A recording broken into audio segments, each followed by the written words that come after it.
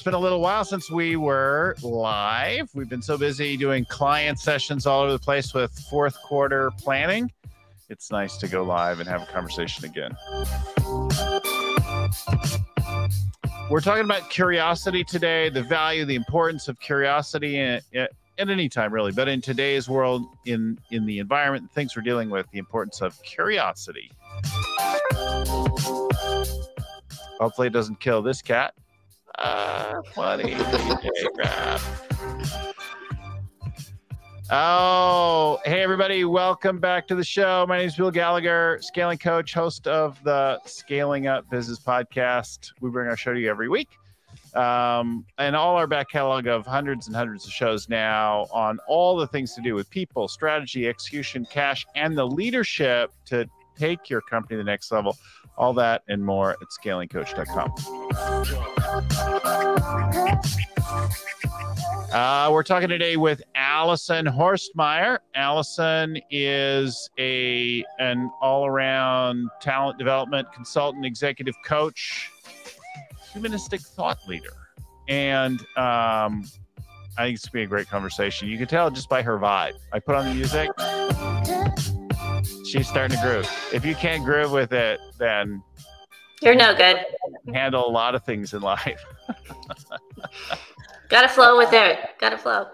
So not only does she do this kind of work with business leaders and some pretty great, like big blue chip companies, Verizon Media, Vanguard, Stanford Health, Transdigm Group? TransDigm Group. So lots of big companies. She's also an adjunct professor doing actual like research. So like there's real meat behind some of the stuff that she does through the USC Marshall School and the Annenberg Center. So I'm happy to have you on the show. Welcome to the show, Alison. Thanks so much for having me here. Yeah, love the jam in the beginning. Where are you today? I'm in Los Angeles, California. Oh, nice. I was originally from Los Angeles. I was just there last week. Yeah. I was born there, but now mostly up in Northern California. Oh, the SoCal, NoCal thing. SoCal, NoCal. They both have their merits. They do, absolutely. Place for 100%. All of us.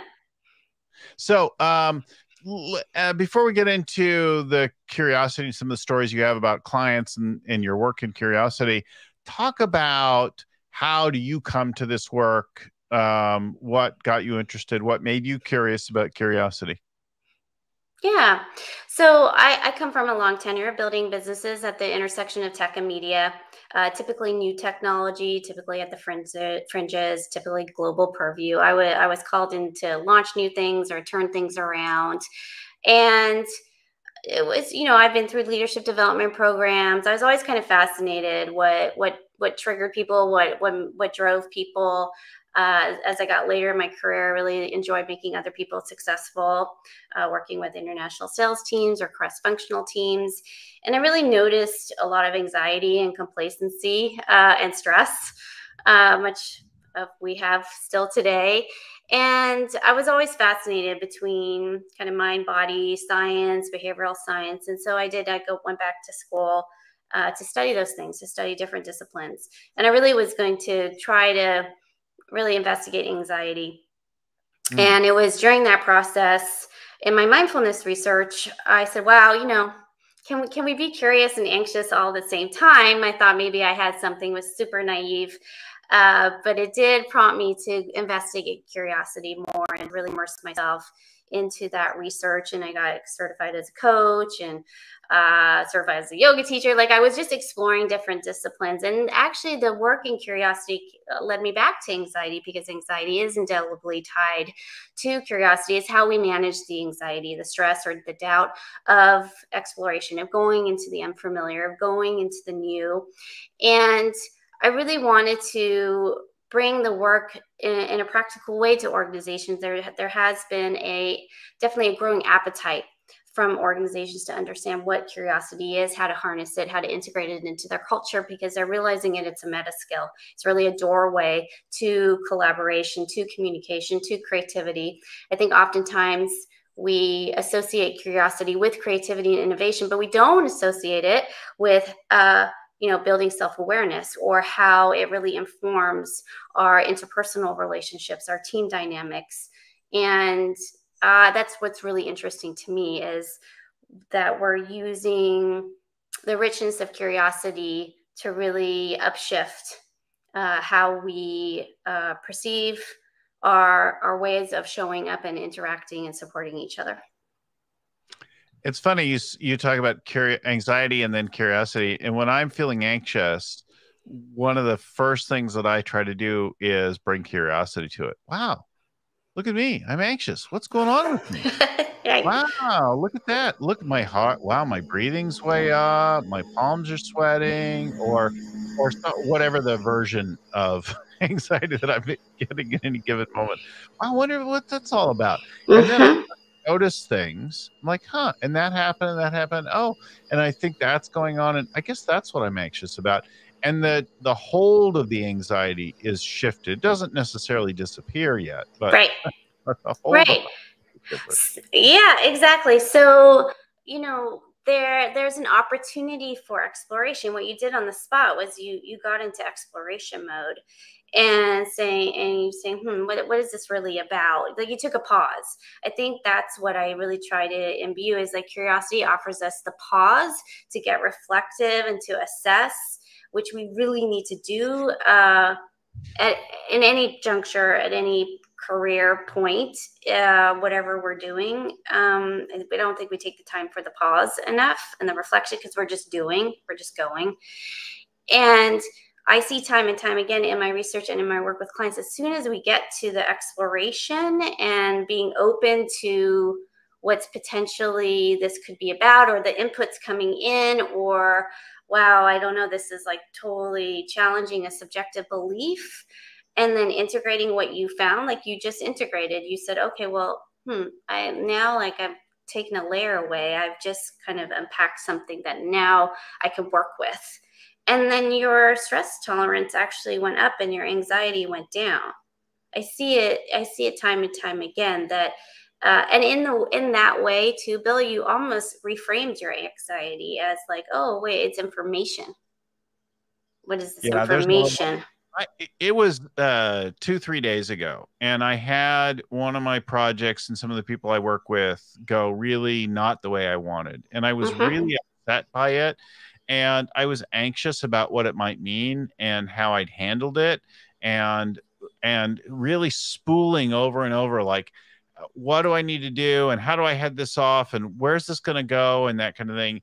And this actually like chewed me up all night long. I slept very badly that night after this afternoon meeting, but I just kept going back to, what am I worried about? What do I care about? How am I feeling right now? So a mix of the intellectual side, which for the most part just creates more anxiety for me anyway, and then also a fair amount of just body reflection. How do I feel right now? I can't sleep. Wow, I feel this everywhere. This is upsetting my stomach.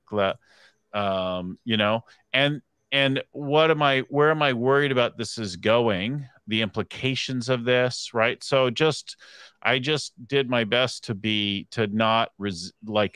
not stuff it down or suppress it, but sort of lean into it.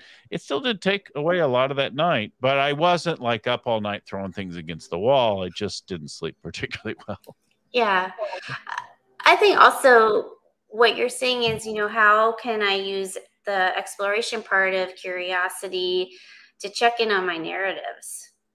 And we have I think we are working in a lot of assumptions that create narratives that are a lot of times rooted in past experience, or past experiences that have nothing to do with what's going on in the present time.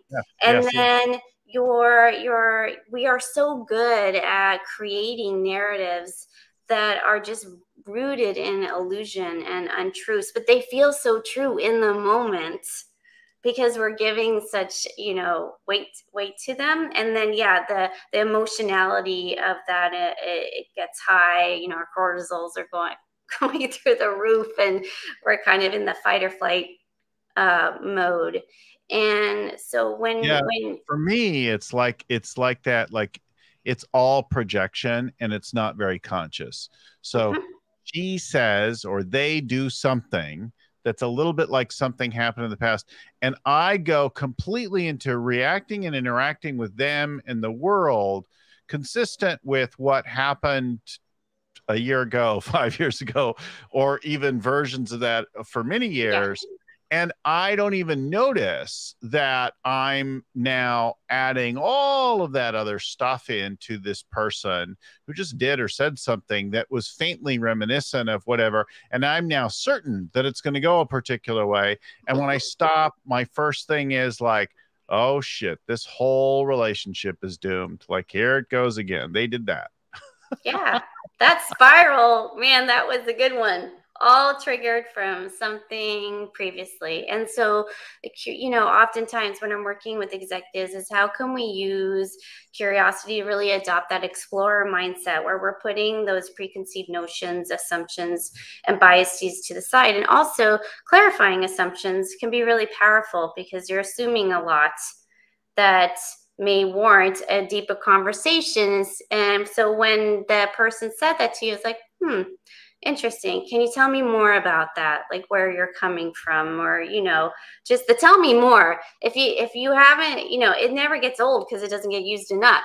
Just tell me more about that. That's really interesting. See, I think the problem though, at least for someone like me, and I know that a lot of our listeners have some of the same problem, is some of us are pretty smart.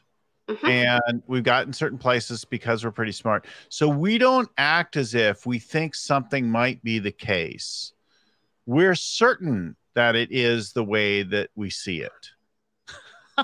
Right. I call it the expert mindset. Right. Like I listen to you say something and I'm like, I know exactly where this is going. And that's not even a conscious thought. No, well, those are your cognitive biases kicking in, which we all have them. And overconfidence is actually, there was research that I think just came out of Harvard. It was in the Harvard Business Review. Like one of the cognitive biases that are like the undoings of entrepreneurial startups, overconfidence.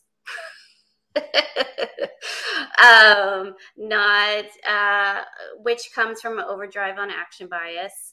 So you can have passion and conviction. Just watch out when it turns into overconfidence, because then you're not taking in the data and the inputs that really maybe can give you a more informed perspective, and you can actually make a better decision. And because, Bill, the world is changing so fast, everything is changing, that what worked last month probably won't work this month. I mean, it's that fast, right? So you can't know everything 100% of the time, exactly what to do. And the invitation for you and your listeners is, how can you bring in some confident humility into the conversation? Yes. Let me just go reset my VCR, check my answering machine, and answer my pager. Right. But yeah, things are changing really fast. And it's interesting that sometimes I see younger leaders in businesses and they're like all off of this stuff. And I'm like, oh my God, like you need to just chill out. But then I'll see them do stuff and I'll be like, holy crap, they actually did stuff that from my more aged perspective, I'd be like, you can't do that fast. You can't move through those spaces. You can move. You certainly move fast. There's informed risk taking. I'm not saying I actually want us to normalize experimentation, exploration, because that's the only way you get the data points, the reference points, in order to know how to really move, pivot, adjust. And I do appreciate that, because that means they're chipping away at the status quo and they're willing to challenge. Conformity. Conformity is great for when we all need to wear our masks and be respectful of each other in COVID. In organizations, conformity can mean top-down decision-making, stay in your lane. There's no opportunity to bring forward unconventional, nonconformist beliefs. And so the way to break that is through experimentation and exploration. I'm not saying just do it, with no intentionality to it. But certainly I don't think we make room for it enough. So let's tell some of your client stories. One of the ones you shared was a tech exec working on the stage presentation and that kind of thing. Talk about that. Yeah, so we talked a bit about anxiety and the relationship to curiosity. What I found in my research is that our core values, and it's emergent research, so there's more work to be done, but directionally, our core values can inform how we are curious. And there are certain values that we have, this is documented in the research, that tend to be anxiety provoking, or they bring about anxiety because they're about self-preservation. One of those values is security. Another one is conformity, which is, I have a little problem with conformity, as you can see, and and tradition. I'm not saying you can't have those values. I'm just saying that when they go into overdrive, the anxiety can go up, because think about it. If you're holding on, if you just got a curveball thrown at you, then you're going to kind of hunker down into what you know, in order to feel safe, to feel secure. Yeah. And so he had very strong values of around security. He also had wonderful values like empathy and courage and creativity. And so we really tried to lean into more of those, because what was happening when he was presenting to the board or whatever it was, there was always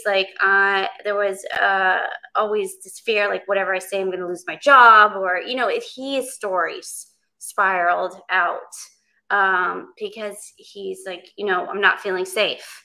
So then the anxiety goes up. So we really worked on how can he bring his other values forward. And the curiosity in that scenario was practicing with new techniques, with new narratives, with, identifying his inner critic, kind of making fun about it in a way that could be really helpful to him. And of course, we got feedback from other stakeholders, but just that it wasn't a performance, and that it was really about presenting in a way to really solicit and support conversation. And as soon as he got in more of the conversation mode, and how can I be a conduit to bringing about education and alignment in a conversation, then the anxiety comes down, and it becomes less about a performance. And he felt very secure in that way. So we were able to kind of bring both together. Yeah, I hear that there's a notion or a tension between I have to be really entertaining and engaging, or I want to be outrageous, conscious or not, or I want to be taken seriously. And then I hear you flipping it entirely and saying, no, in fact, what we're trying to do is stimulate a conversation and engage a group in debate and discussion. Mm-hmm. Because we definitely want debate and dissension. The research shows that that's the birthplace of creativity. That's how we get to new ideas and stronger alignment. So we want intellectual friction, because it highlights our gaps and brings new perspectives forward. Yeah, but that's hard, right? Because our first inclination is either I'm going to just sort of weigh into something because I come from a family or a culture where loud, passionate arguments were just fine, or I'm going to completely suppress myself because either I come from a culture where that happened, or in my family, the one time they raised their voice, my parents split up and that ruined our family forever, right? There's some past like that that's going on. Yeah. And I spirited debate and sort something out. Yeah, I mean, I just worked with another team. They're in the life sciences. They incubate life sciences startups, and yeah, there were folks who were Japanese and Indian, and those are cultures where you really respect your elders and you don't challenge. And however, their boss wanted new ideas, a challenge. Like, don't just take our answer for it.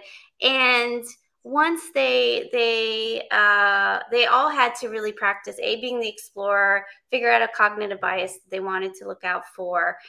And each of these two individuals, and there was also people from China. So we had, all the cultures really kind of represented who are very much about supporting your elders. And each of them were very intentional about things that they could do in their role. And they took baby steps about finding their voice, about like pushing back in a way that they could get feedback. So they let others know that this is what they were going to do. So that was also helpful. And really the beautiful thing was that they were two that worked in the lab, and they wanted really to get understanding. They were having trouble with a piece of equipment. There was rules enforced about you can't go to conferences because of COVID. We don't want you bringing that back. And they were like, I want to really figure this out. And it's not really like them to challenge the rules, but they're like, nobody can tell me what I can do on my PTO day. So let's take a PTO day and go to the conference and go talk to these individuals and get trained on this piece of equipment. And they did. They drove to the conference. They got trained. They took notes. They came back and they said, look what we've learned. And they shared the learnings with everybody. And their boss was like, oh, wow, I heard you guys broke the rules. Awesome. Congrats. So again, they didn't have the reference point for it, but as soon as they were like willing to like dip their toe in the water and see what it was like and take an experiment with it, then they had a new reference point for it. Yeah, that's an interesting thing. A lot of the companies and organizations that we've worked with in the last year and a half have been in a variety of places. One is like, these are the rules. We have to follow the rules, like whatever. And then others are like, don't tell me what to do. I'm just going to do whatever. And then they deal with the impact. And then other were like, let's be creative and balanced and that kind of thing. And so we're not going to wait for COVID to be over to get relief from this regulatory or whatever. They're like, well, what makes sense? And how do we deal and adapt? And the companies that took the third approach, that was not to either sort of political extreme, but was pragmatic and thoughtful, have had the best year and a half, right? That have had the best outcomes overall. It's a smaller sample, but it's not insignificant, the number of companies that we touch and hear from in a year. So yeah, I think what we're saying is there's informed risk taking, there's safe exploration. In this scenario, they had all been vaccinated. They did a COVID test before they went. They did a COVID test when they came back. They took the necessary precautions. They weren't disrespectful to others. They wanted to keep others safe. And I think if nothing else, that COVID's taught us we have to be creative and inventive. And like the legacy ways of doing things have gone out the window. And if you're still holding on to those, your anxiety is going up because you're feeling like you're getting left behind, because you are. And those that are taking the initiative to try new ways of thinking, new ways of engaging, who are, doing minimal viable product testing. So iterative testing, right? You have the basic features, you test those, and then you get feedback and you build on that. Those are the ones that can iterate faster and pivot and adjust. And those are new paradigms that we're seeing more and more of. You shared also in getting ready for the show about a woman who had tension between competing values, or they occurred as competing, of responsibility and curiosity. Mm-hmm. And how did that live for? Can you bring that to life for us? Tell us about that. Yeah, absolutely. So super talented and making just such a significant contribution in her role. And responsibility can be a really wonderful value in terms of follow through, meeting your obligations, doing quality work. But imagine when it's on overdrive. Then are you taking on everybody else's monkeys? Are you solving things that you shouldn't be because you're feeling like nobody else is picking that up, so then you should? It's even totally out of the scope of of what she needs to be focused on. And then this person becomes extremely maxed out, not allocating and prioritizing her energy and focus in the way she needs. Then her team is getting stretched full, to the max, and the burnouts on the horizon. She has curiosity as a value as well. And she realizes that when her responsibility is in overdrive, she's in immediate problem solving mode, even when it's not her problem. And so she's using her curiosity more to say, hey, wait a minute, let me slow this down. Let me ask a few questions. Let me get clarified so I know where to direct this person or this project to where it needs to go, and it's not mine. Or if somebody is coming to me, because now she's basically trained people to come to her with everything. And then because she has such high responsibility, she takes it on. So and then it dilutes her ability to build relationships with senior stakeholders because she's wallowing in all this other stuff that she's trying to get done. It's preventing her from really spending more time on the strategy and holding the North Star. And so bringing in her curiosity, realizes, oh, wow, like this isn't mine. This belongs to somebody else. And it's not responsibility shirking. It's actually like, this isn't my scope. This belongs to somewhere else. And by doing that, her anxiety then comes down, and she's really helping to delegate in a way that's much more productive. Interesting.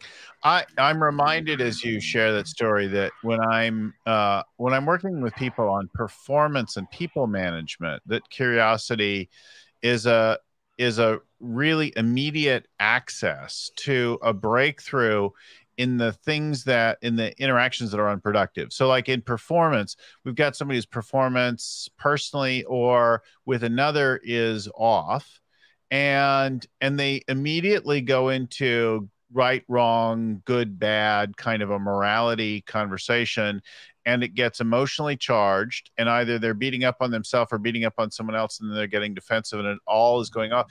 And nowhere in there is any forensic consideration of, and rooted in curiosity about, why is the performance off and where did it go off? Because we're so like, you did this or you didn't do that. And that could be in the mirror as well. You did this and you're such a bad person. You should try harder next time. And none of that makes any difference, but is so automatic, I think. And that it seems always the immediate shift is just get curious about why you did what you did or why they did what they did. If you look with them or look in the mirror and ask yourself, why did you drop the ball on that? That's a totally different conversation.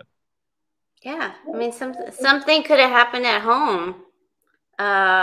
You have no idea what happened to them that morning. There's this, I wish I could articulate it well, but there's this graphic I saw where it's a line of, somebody's life, and it says how much you know about really what's going on. And it's like a quarter, a quarter of that line. Yeah. And there might be really valid reasons, and there might not be, and you want to know why, what the resistance is, what's really going on. And again, what you're saying is pause. Let's explore. Let's see what's really going on. Getting to the crux of the issue or the situation. What are all the variables at play? Yeah. And if we could all just take the time to do that, we would really find and be enlightened, and it would really illuminate a path that's really possible to take. So let's talk about the team. You worked with an engineering team, and they saw and noticed a connection between curiosity and empathy. I spent some time recently doing strengths work, and I was sharing, reviewing with my mentor. I'm like, I have empathy really low in my Gallup Clifton strengths. And why is that? Because I feel like I really can be highly empathetic. And my former mentor said to me, he said, no, you don't have empathy at all, my friend. He said, He said, by empathy in that world, what we mean is somebody who just walks in the room and they instantly sense where everyone's at. They feel it, they know it, like in a blink. You have to figure it out, and you can be empathetic, but that's different than this notion. Like, I have to cultivate it, and my axis is curiosity. Like, hey, what's going on with them? But some people just see it and go, oh wow, they're like off right now, or they're upset, or they're asleep, or like whatever. Yeah. Not So you, yeah. good. So Bill, you're super goal oriented, and you like to drive, and our drivers don't really want to cue in to what's coming, what's going on in the room, and how things are landing. So this is when we talk about emotional intelligence. Emotional intelligence is about tuning in, like how is this really landing with people? What's really going on here? And for when I work with sales folks, we talk about the 3 pillars to client centricity is curiosity, empathy, and managing our cognitive biases, because we have to really understand what's going on with our client. We're perspective seeking, not just taking and aligning agendas, because if we don't, we're not going to get the sale. And and in terms of the engineering team, they really wanted to model curiosity in a way that said, I've got your back, go experiment, go a challenge. And I want to be less directive. I want to tune in where I can coach and develop. And it was through our work together that it was one of the leaders. He's like, wow, I just learned that as a boss, I really need to be approachable. And I need to connect with my teammates, especially because COVID was going on. It was kind of all fresh and people were like swimming in uncertainty. And he had to have a lot more communication in terms of hearing how people were actually feeling. And I know people are like, oh, well, we're not supposed to be talking about our feelings. Well, when we're in a crisis, yes, we are, because that gives us a gauge of where people are and how we might be able to help them and connect with them. And again, so he was using his curiosity to engage with, like, checking in with people, like, how are you really? Yes. And I'm not, if you're fine. So the next question is, how are you feeling really? Because that's like not really. You're not really fine. And so for somebody like you, Bill, you would probably go like, okay, great, let's move on. Yes. And that's your opportunity to go. I might. And that's your opportunity to go, hey, well, what's really going on? Yeah. I am actually interested to hear, because when you just say, when you just keep going, it says people are like, oh, you're not really connecting with me. How then are those people really going to follow you? Are they going to trust you? Probably not. No, but I have more than a couple people like me in my world who are all about getting started, taking charge, and driving a particular outcome. We seize on some goal, we're pushing towards it, and you'll say, fine. We'll say, how are you? And you'll say, fine. I'm like, okay, good enough. Unless you stop and say, stop, I need your attention. Look at me. I'm not okay. Like, you give one little nod, and I'm speaking really for myself, but I know there's a lot of people like me in our audience. Yeah. And now what we're seeing so much more of is the drivers are awesome. We need the drivers, because you connect things that some other folks can't see. You have a vision, you see how to get there. And then with the hard drive and not tuning in, you're not really bringing people along. Yes. So it's a much smaller thing you can do if you are by yourself than if you have a whole team with you, right? Mm-hmm. So you're in that scenario. I like to say you're the what and the why, and they're the how. How are you empowering them to do the how? How are you connecting the how to your what and why? How are you? How is it? How are people understanding, like, what they do matters to what you're seeing?